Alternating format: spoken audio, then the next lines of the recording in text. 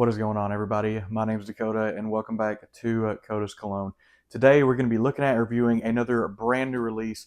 This one is going to be Jean-Paul Gaultier's Le Male Elixir Absolu. Let's get into it.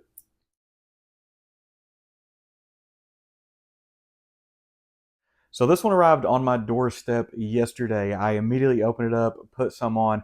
I pretty much wore it all day yesterday and for the majority of today as well, just to kind of get a good feel of it, just to kind of get a good how the wearability is, what everything is about that one. So this video is going to be more of like a first impression slash full-ish kind of breakdown, but we're going to kick it off how we always do. I like that the Elixir went back with this bigger collar. I really hate those tiny collars, but we're going to start off by showing off the atomizer, and the atomizer is very, very good. It's not like a highly pressurized atomizer, but this thing is very smooth. A lot of liquid comes out and it really pushes it onto your skin. And I gotta say, when this first got in the air, the first time that I put it on, I was kind of surprised, but not in the way I thought I would be. So what you get when this first gets into the air, at least one thing that I picked up immediately in the air and on my skin, this has a heavy, syrupy kind of vibe to it, and it smells a touch synthetic. I was genuinely surprised by that. The opening on this one is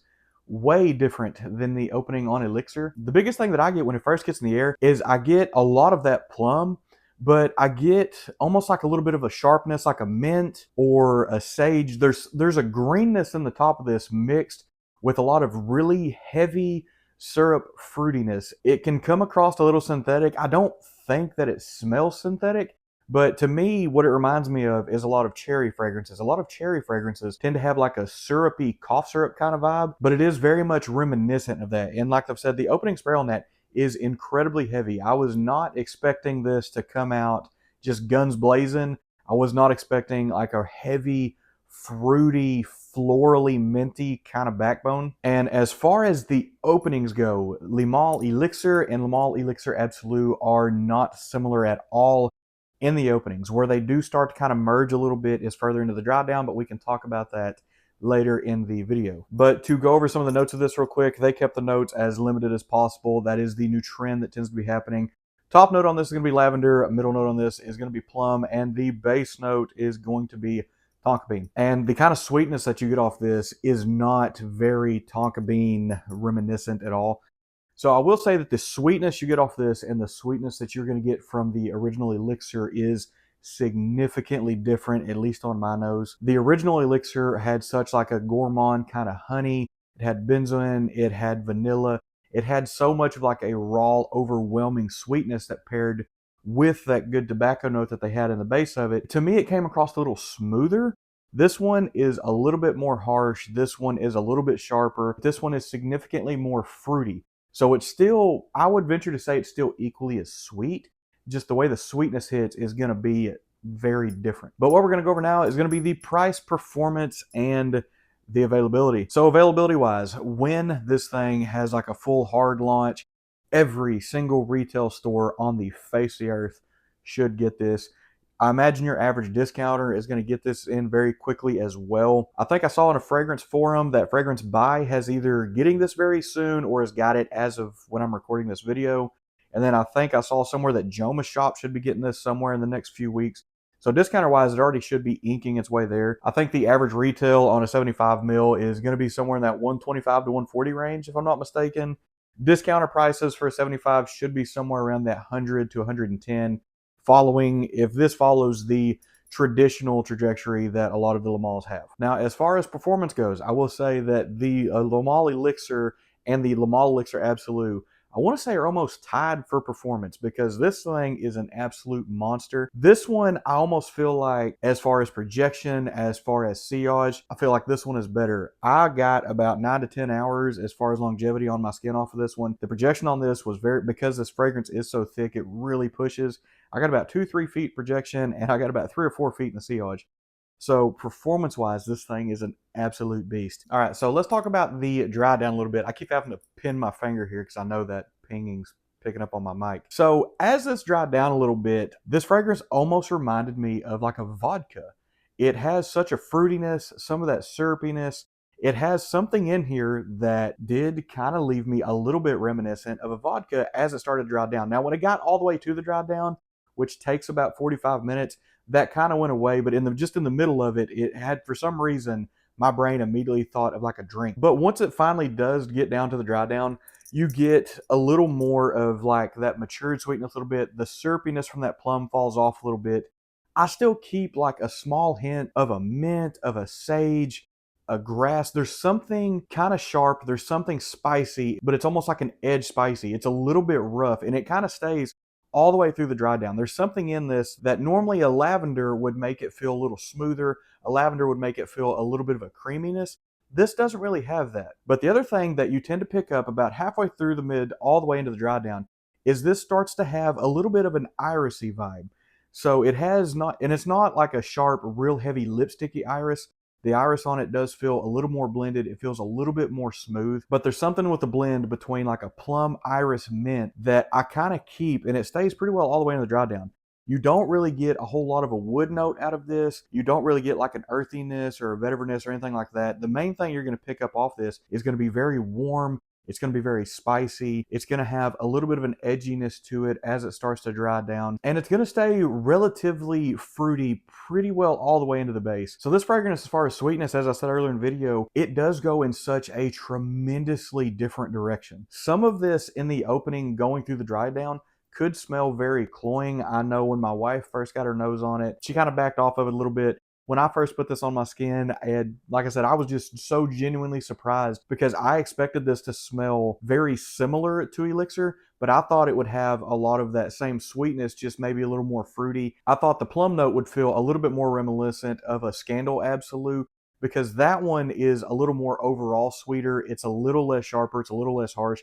I kind of thought they were going to go in that direction, given that both of them come from Jean Paul Gaultier. But if you're just trying to pair the two Absolus to each other, I feel like this one might be a little more rounded as a whole complete fragrance, but I feel like the way that the Scandal Absolu comes across could be just a little bit cleaner and just a little bit smoother. So now the next thing that everybody's going to ask is, how does this compare to the original Elixir? Which one's better? Which one would you recommend to get? And if I am being 100% honest, I think I like the original Elixir more than this one.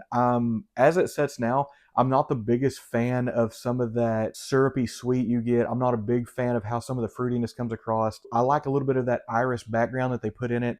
I like the way that it does get to the dry down. When this fragrance gets all the way to the dry down, this fragrance gets really, really good. So when it dries all the way down, the Elixir and the Absolu Elixir, that's where those crossroads kind of tend to intersect a little bit. But the journey of getting this to the dry down is kind of where this one loses me just a little. And that's not to say that this fragrance is a bad fragrance at all, because it's really not. But comparing it to the original Elixir to me is a little bit more smooth. It's a little bit sweeter. To me, it almost feels maybe a little bit more finished. Usually whenever you get a flanker of a flanker or something in that line, they try to do something a little bit different. And that's exactly what they did.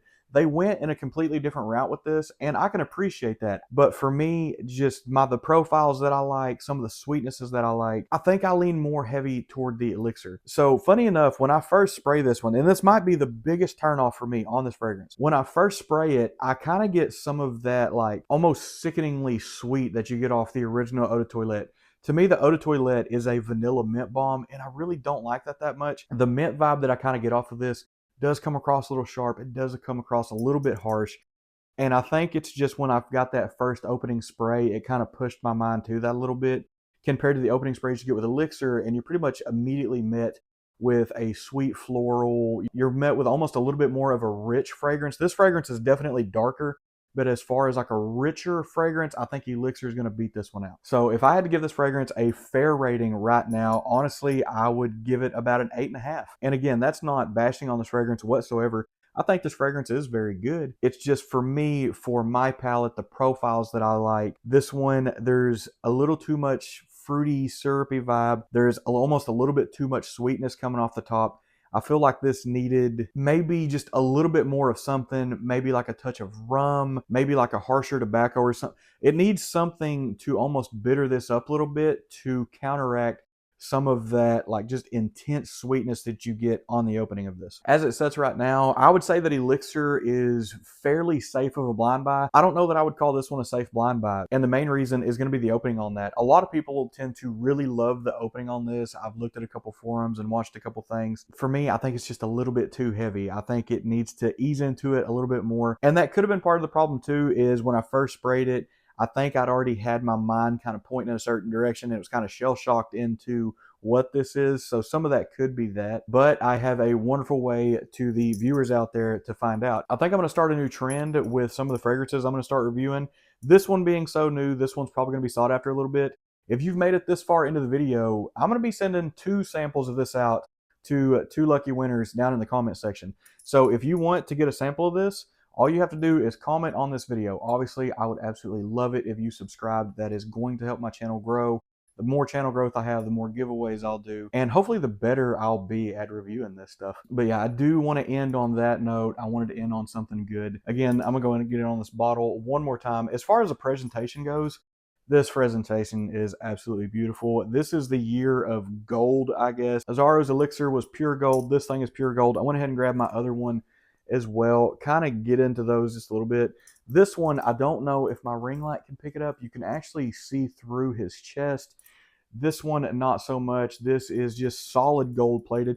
I really do like it though. There's something about these gold bottles that I'm not a lover of gold, pretty much anything. My wedding ring, silver, just my bracelets, black and blue.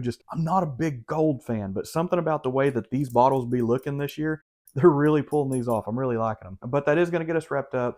As always, thank you everyone for watching. Thank you everyone for subscribing, for sticking around, staying tuned, listen to me yap about how stuff smells. I truly appreciate it. We're hopefully gearing toward 1,200 subscribers. We're going to be doing another giveaway at 1,200. I appreciate all the feedback and the channel growth and everything. So sincerely, thank you to everyone who's sticking around this far.